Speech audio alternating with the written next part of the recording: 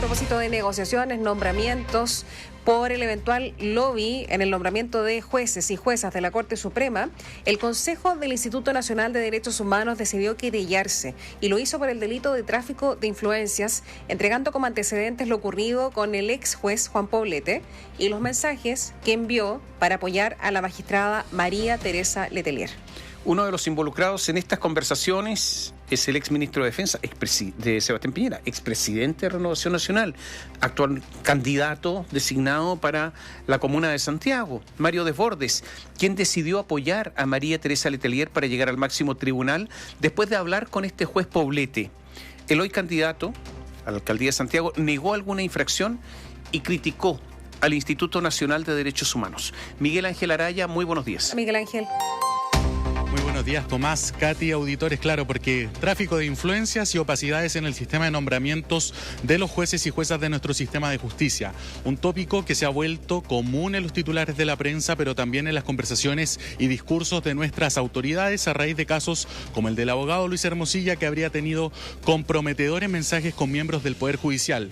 Pero hay un teléfono móvil en particular que ha sido motivo de preocupación. Fue en abril de 2023 y como parte de la investigación por las escuchas telefónicas realizadas por el Ejército al periodista Mauricio Weibel y a militares que denunciaron corrupción o abusos en los cuarteles, que se le incautó el celular al ex juez de la Corte de Apelaciones de Santiago, Juan Poblete. El pasado martes se conoció un nuevo coletazo judicial a raíz de los chats vía WhatsApp pesquisados por la PDI entre Poblete y figuras políticas y judiciales, entre ellos Mario Desbordes, ex ministro de Defensa de Sebastián Piñera y también expresidente del Partido Renovación Nacional. El Consejo del Instituto Nacional de Derechos Humanos concluyó que era necesario presentar una querella por el presunto delito de tráfico de influencias por una grave vulneración a la garantía del derecho a un juez independiente e imparcial. Lo anterior tras la revelación por parte de CIPER Chile de varias conversaciones que dan cuenta de un intento de influir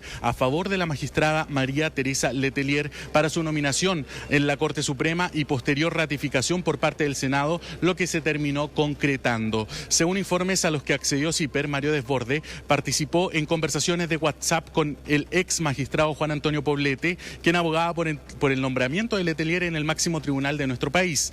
En uno de estos diálogos, Poblete le preguntó a Desbordes si tenían algún compromiso en la próxima quina. El entonces ministro de Defensa le respondió que no, y luego de que el ex juez le dijera que Letelier es de centro derecha, dispuesta a trabajar y ayudar, Desbordes contestó: apoyémosla entonces. La directora del INH, Consuelo Contreras, explicó que la querella se fundamenta en las posibles afectaciones a la independencia judicial. El Consejo del Instituto consideró de suma gravedad la falta de independencia de los tribunales. Tomamos la decisión de presentar una querella al respecto. Los casos de derechos humanos requieren de la independencia de jueces y de tribunales. El Ministerio Público también determinó abrir una investigación a cargo de la persecutora regional de Valparaíso, Claudia Peribancic, quien ahora liderará la investigación, la acción penal y también la protección a víctimas y testigos a raíz de la información conocida entonces en los últimos días. El fiscal nacional Ángel Valencia aclaró sí que esta causa, abierta hace pocos días, diferente de lo planteado en la querella de INH, se centra en el presunto delito de violación de secreto y no en tráfico de influencias. La Fiscalía Centro Norte decidió separar investigaciones en consideración de nuevos antecedentes que habían surgido de un informe policial. Esos antecedentes que han surgido de ese informe policial podrían eventualmente ser constitutivos del delito de violación de secreto. Esa es la investigación que se le asignó a la fiscal Claudia Peribancic, insisto, una investigación que en principio podría eventualmente ser constitutiva del delito de violación de secreto, y eso es lo que se está investigando. Mario Desbordes, quien hoy compite por la alcaldía de Santiago por Renovación Nacional, respondió a la querella presentada por el INDH, responsabilizando al Ministerio Público, especialmente a la Fiscalía Centro Norte, de haber filtrado este caso a la prensa, argumentando que se ha dado una connotación negativa a todo esto, a pesar de que no ha cometido, según él, ninguna infracción. La fiscal Chong, tome nota, la fiscalía de la fiscal Chong tiene un informe hace más de un año que no tiene ninguna connotación especial, pero se lo entrega a CIPER. CIPER le da esta connotación negativa a un hecho, a mi actuar, que no lo tiene. No hay ninguna infracción legal. Y fíjese que ahora el INDH, saliéndose de todo su marco legal, anuncia querellas. El INDH.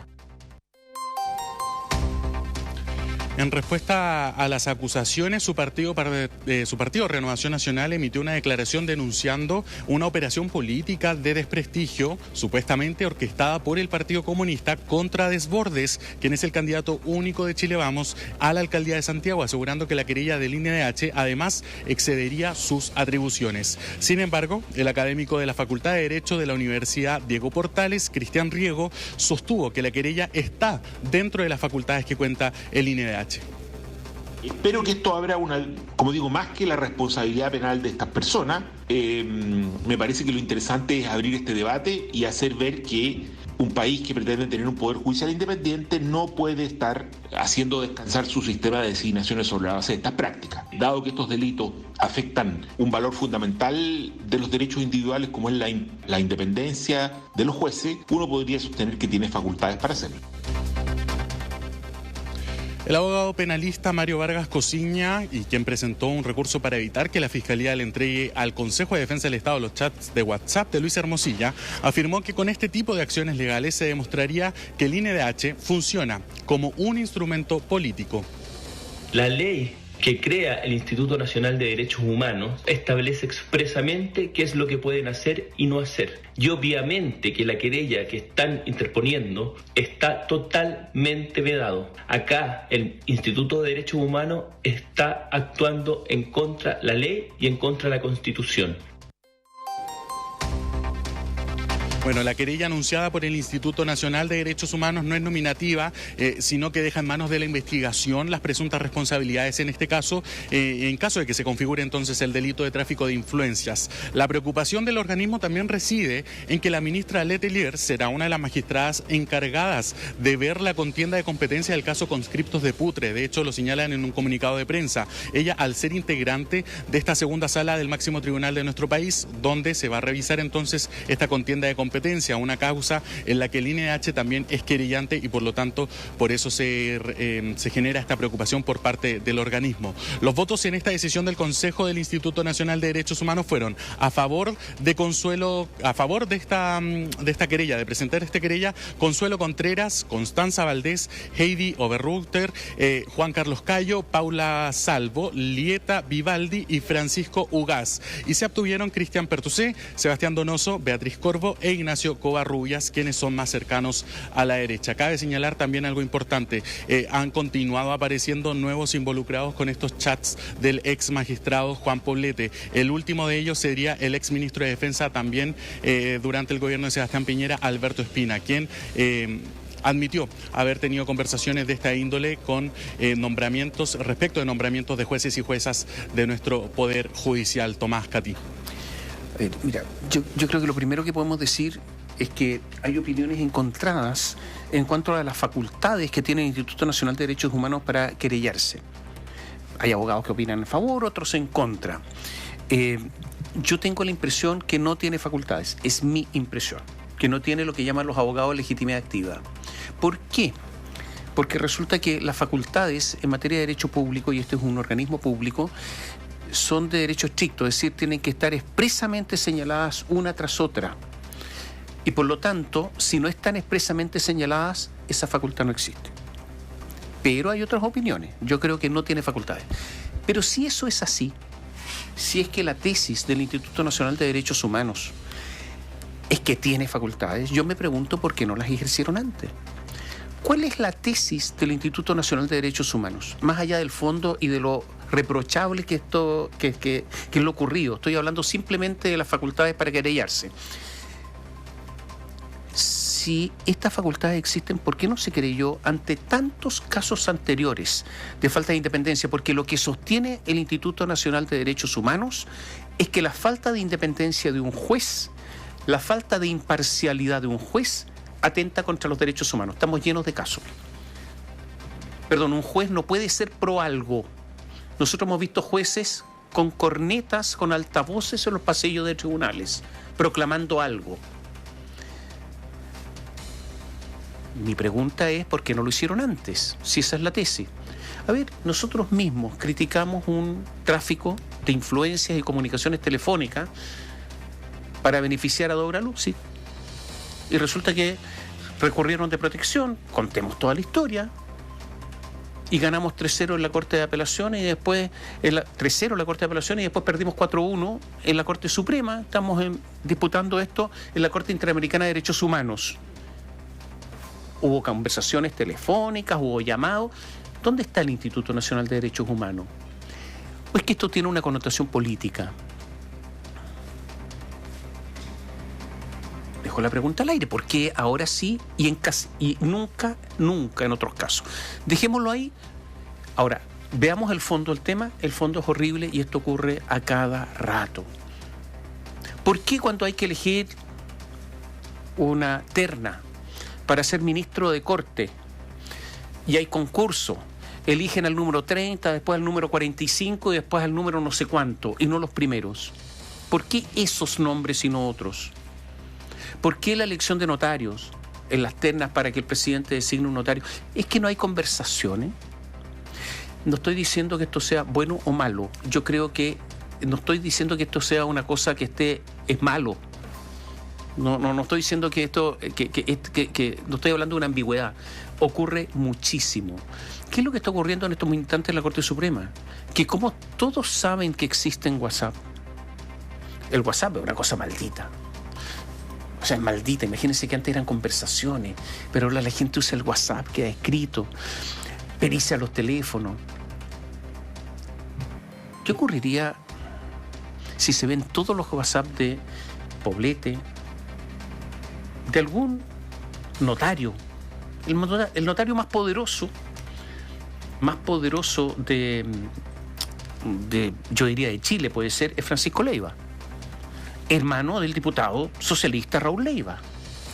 ¿Qué pasaría si yo creo que están borrando todo, pero ya, si se supieran todos esos WhatsApp? Entonces, aquí el ambiente en la Corte Suprema en estos momentos es de terror, en el sentido de que se corta el ambiente con un cuchillo, porque cada ministro que llegó a la Corte Suprema en general fue después de muchas conversaciones, y no es solamente un ministro de Corte Suprema, un rector universitario que tiene que negociar con estudiantes, con estos. ¿Qué hay detrás de esas negociaciones?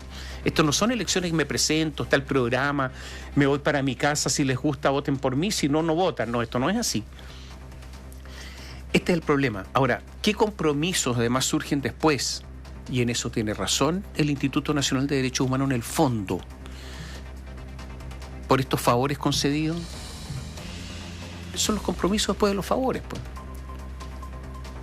¿Alguien puede tirar la primera piedra acá o no? Un sector político, uno. Y claro, usted, yo, que andamos, no sé, que no tenemos. Imagínense, uno llega a la Corte y no tiene idea, llega con los ojos totalmente vendados y no tiene idea de la trama que hay detrás. Porque hay una trama. Y están.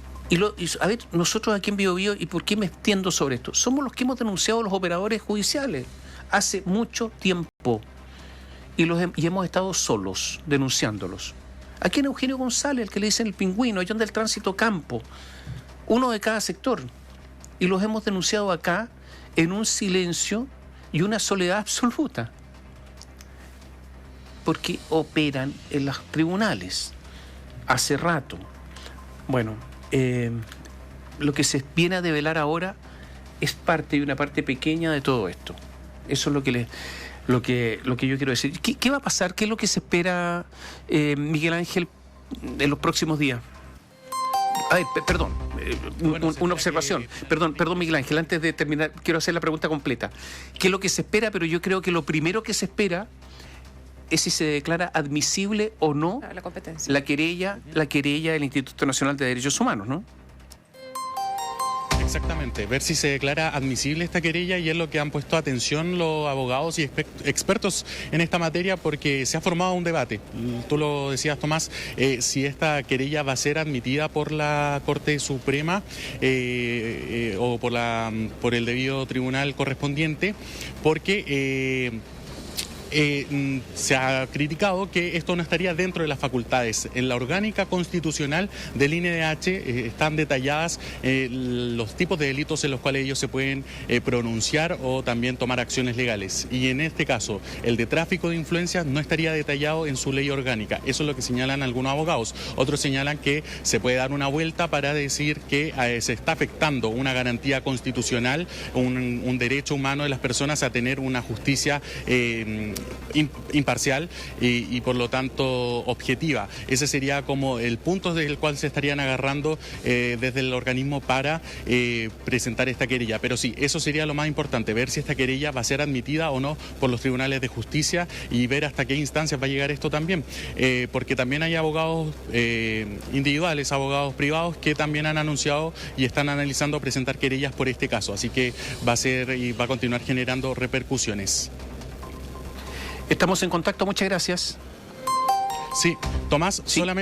Katia, solamente para agregar que nosotros estamos actualmente ahora en el Palacio de Tribunales, donde usted puede ver mi espalda a través de las imágenes de BioBio TV, la cuarta sala de la Corte de Apelaciones. Es ahí donde en los próximos minutos, en solo instantes, se comenzará a revisar la apelación del alcalde de Recoleta, Daniel Jauber. Recordemos quien está cumpliendo con la medida cautelar de prisión preventiva en el anexo Capitán Jauber. Se espera que en los próximos minutos entonces comience esta audiencia de revisión de la apelación de la defensa de Daniel Jauber y también de la defensa de José Matías Muñoz. Recordemos quien ha sido indicado como la mano derecha del alcalde de Recoleta en todas estas operaciones realizadas ahí en Achifar, en la Asociación Chilena con Farmacias Populares. Por lo tanto, va a ser información en desarrollo que le vamos a estar actualizando durante el transcurso de esta mañana. Tomás.